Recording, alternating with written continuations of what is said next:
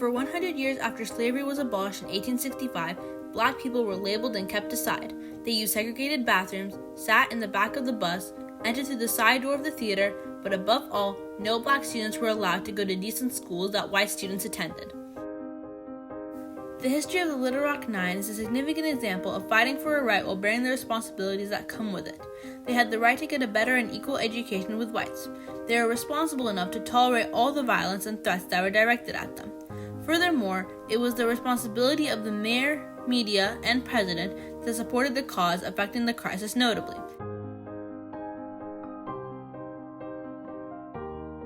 In the 1900s, people in the United States followed rules called the Jim Crow laws. Jim Crow laws imposed significant restrictions on African Americans, limiting their ability to vote, obtain employment, pursue education, and access to other opportunities. Those who attempted to contest these discriminatory regulations often faced harsh consequences, including arrests, fines, imprisonment, violence, and in some cases, death. It was not until September 17, 1954, when the United States Supreme Court made the historic ruling in the case Brown v. Board of Education of Topeka, Kansas, that segregated public schools should be abolished. Daisy Bates, an African-American civil rights activist and the president of the Arkansas National Association for the Advancement of Colored People, felt the responsibility to give these 9 students an opportunity, so she petitioned the Central High School Board requesting some black students to enroll. And she goes to those all-white men on the school board and basically says the Supreme Court say, we want to go to school. We can go to school with you all now. And so I want to have some black kids enrolled. And she was hated. She did so to give the students their right to an equal education. Although the Little Rock School Board voted to integrate schools, most whites in Arkansas wanted segregation. 75 African American students sought to attend Central High. The school board officials accepted 25, then tried to persuade them not to come to school. You will not be permitted to engage in team sports. You will not be permitted to run for student offices. You will not be permitted to attend dances. You will not be permitted to join any of the service or social clubs. The school. Governor Orville Faubus was facing re-election in 1958 and had the responsibility of giving the people of Little Rock what they wanted, so he decided to prove to white voters that he supported segregation. He denied the Nine's rights to equal education and declared blacks banned from Central High. On their first day of school, on September 4, 1975, 9 African American students had to walk amongst an angry mob and were prevented by the National Guardsmen from entering Central High School in Little Rock. Arkansas's anger and threats vitiated the school opening on that day. After meeting with President Dwight D. Eisenhower, Governor Faubus sent the National Guard troops home and instead ordered small forces of the Little Rock police officers to protect the 9 students to get to school. On September 23rd, the Little Rock Nine used a side entrance in avoidance of the protesters. And still, after some reporters were attacked on that day, the police chief decided to protect the students and he sent them home.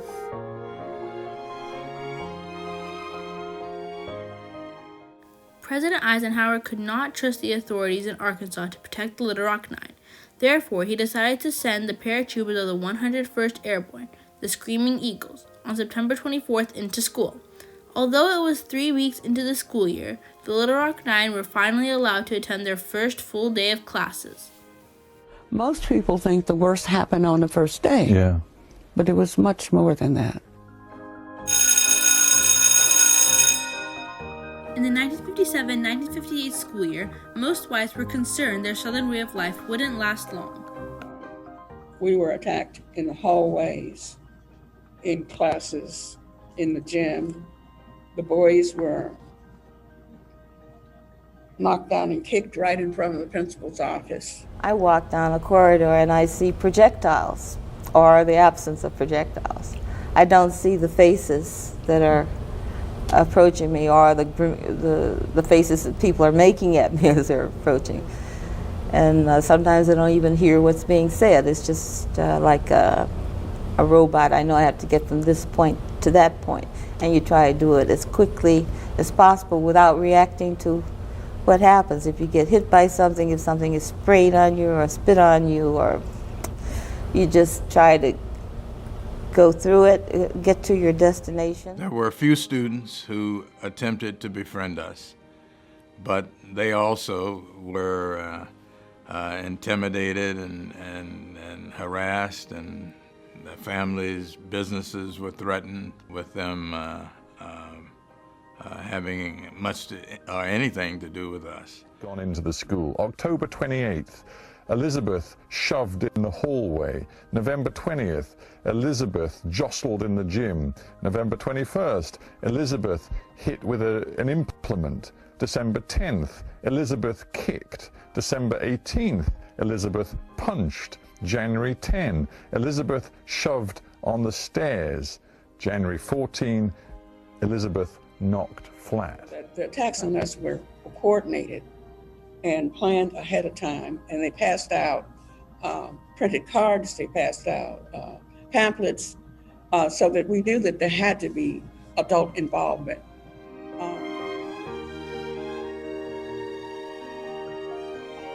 Even after all that happened, they still responded to it all with quiet and peaceful behavior.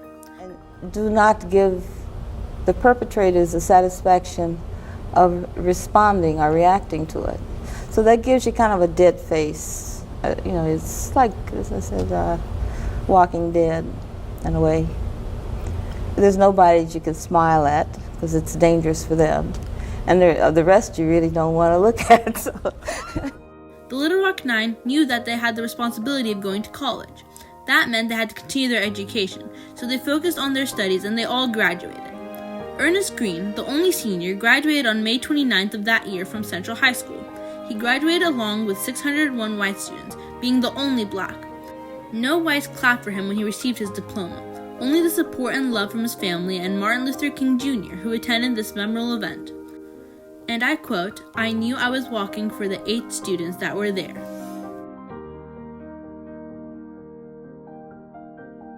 So the mayor is trying to be proactive in calling and contacting the president. And he telegraphs the president, "Sir, Little Rock is in crisis and we need intervention." And so that's when the president has to do something. He responds. And so that's why he sends in the 104. Responsibility was for himself. He was trying to get reelected. And he would do whatever it took to get reelected. Although the governor had the National Guards to keep the media and the black people out of school, the media was a big part of this. The breaking news on TV for the first time in history showed the people actual footage, and the president saw it on the news. And the pressure that the media can put on somebody. What he was conscious of, though, was how the media was portraying the United States. And so all those pictures of Elizabeth Eckford and the newspaper articles, as well as the television, that got broadcast around the world. He was more influenced by the fact that Governor Faubus was not following the Constitution. The integration of Central High School in Little Rock, Arkansas in 1957 marked a pivotal moment in the American Civil Rights Movement. The Little Rock Nine, consisting of 9 brave African American students, faced unbearable challenges and bitterness of others as they bravely took their seats in a segregated school. Their story not only highlights the struggle for equality and justice, but also underscores the fundamental rights and responsibilities that individuals hold in the pursuit of civil rights.